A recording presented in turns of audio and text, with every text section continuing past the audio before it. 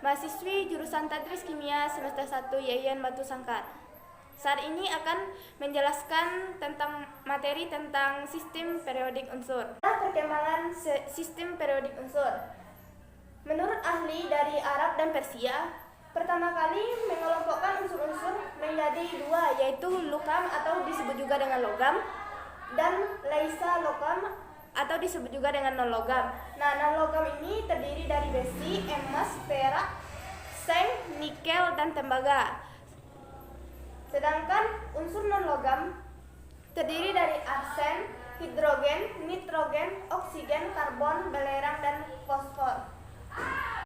Menurut Anthony Lavoisier. Nah, menurut Lavoisier ini, pengelompokan unsur berdasarkan sifat kimianya. Lavoisier mengelompokkan unsur ke dalam 4 golongan, yaitu gas, tanah, logam, dan non-logam. Nah, ini juga memiliki kelemahan, yaitu pengelompokan unsur masih belum spesifik, sedangkan untuk kelebihannya menjadi referensi pengelompokan untuk unsur berdasarkan sifat kimianya, yaitu menurut Dalton. Nah, menurut Dalton ini yaitu pengelompokan unsur berdasarkan kenaikan massa atom.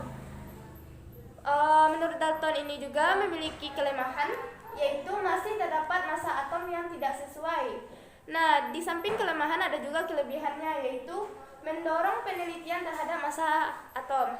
Yang keempat, menurut John Jacob Berzelius pada tahun 1828 berhasil melakukan perhitungan dan mempublikasikan daftar massa atom unsur-unsur yang akurat. Menurut Riyad Dobereiner menyatakan pengelompokan unsur berdasarkan kemiripan sifatnya. Setiap kelompok terdiri atas 3 unsur sehingga disebut dengan triad. Nah, ini juga memiliki kelemahan, yaitu masih terdapat unsur lain yang tidak termasuk ke dalam kelompok triad padahal memiliki sifat yang sama. Di samping kelemahannya juga terdapat kelebihannya, yaitu mendorong penelitian berikutnya untuk mengelompokkan unsur berdasarkan kemiripan sifat dan kenaikan massa atom. Nah, yang keenam, hukum oktav Newland menyatakan pengelompokan unsur berdasarkan kenaikan massa atom. Terjadi pengulangan sifat setiap unsur ke 8 sehingga disebut dengan hukum oktav. Nah, hukum oktav ini juga memiliki kelemahan, yaitu masih ditemukannya beberapa oktav yang isinya lebih dari 8 unsur. Nah, adapun kelebihannya yaitu pengelompokan unsur berdasarkan massa atom relatif. Yang ketujuh, sistem periodik Mendeleev dan Mayer. Pengelompokan ini berdasarkan fungsi kenaikan massa atom dan kemiripan sifat. Nah, ini juga memiliki kelemahan, yaitu tidak dapat memprediksikan letak gas mulia dalam tabel periodik, tidak dapat menjelaskan letak hidrogen. Nah, adapun kelebihannya yaitu beberapa tempat sengaja dikosongkan dengan keyakinan masih ada unsur yang belum ditemukan saat itu. Susunan periodik modern disusun berdasarkan konfigurasi elektron yang dituangkan dalam bentuk tabel. Nah, tabel periodik ini terdiri atas baris dan kolom. Baris disebut periode, sedangkan kolom disebut dengan golongan. Unsur-unsur yang jumlah kuliknya sama diletakkan pada periode yang sama. Kedua yaitu sifat-sifat periodik. Nah, sifat-sifat periodik ini ada 4. Yang pertama, jari-jari atom. Jari-jari atom adalah jarak elektron terluar ke inti. Unsur yang mempunyai jari-jari terbesar ialah francium atau dengan nama Fr golongan pertama A. Terletak pada bagian kiri bawah sistem periodik. Nah, sifat-sifatnya yaitu dalam satu periode dari kiri ke kanan, jari-jari atom semakin kecil.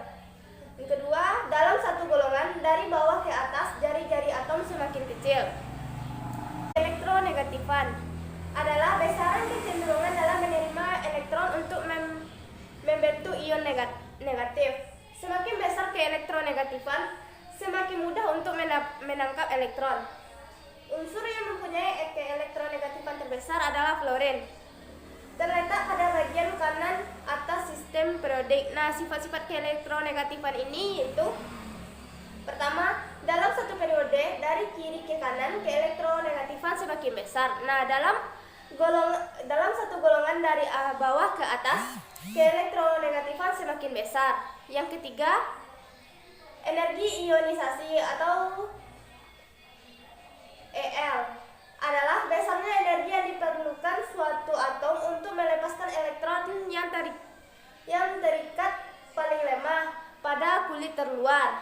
Semakin kecil energi ionisasi, semakin mudah untuk melepas elektron. Sebaliknya, semakin besar energi ionisasi, semakin sukar melepas elektron.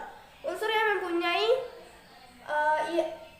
energi ionisasi terbesar adalah helium, terletak pada bagian kanan atas sistem periodik. Nah, energi ionisasi ini memiliki sifat yang pertama, dalam satu golongan dari bawah ke atas, energi ionisasi semakin besar.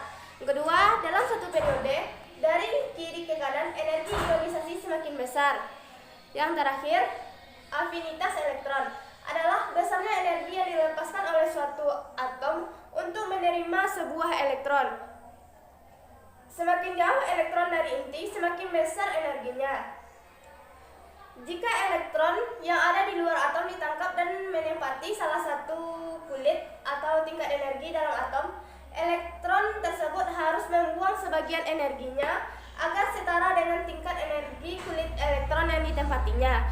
Nah, afinitas elektron ini juga memiliki sifat yang pertama, dalam satu periode dari kiri ke kanan, afinitas elektron semakin besar. Yang kedua, dalam satu golongan dari bawah ke atas, afinitas elektron semakin besar. Sekian penjelasan dari saya. Mohon maaf atas kesalahan dalam penyampaian. Saya Sermina pamit undur diri. Assalamualaikum warahmatullahi wabarakatuh.